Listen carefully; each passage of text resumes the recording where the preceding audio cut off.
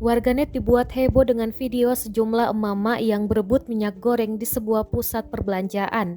Tampak minyak goreng kemasan yang telah tersusun rapi diserbu secara bersamaan oleh pengunjung. Rekamannya diunggah akun Instagram @andrali48 pada Kamis 24 Februari 2022. Namun di samping berebut minyak goreng, warganet dibuat salah fokus alias salfok dengan salah seorang pengunjung. Saking asiknya berebut minyak goreng, warganet menyebut ada yang melorot. Hal itu terlihat dalam video saat pengunjung yang rata-rata emak-emak berlarian ke tempat minyak goreng.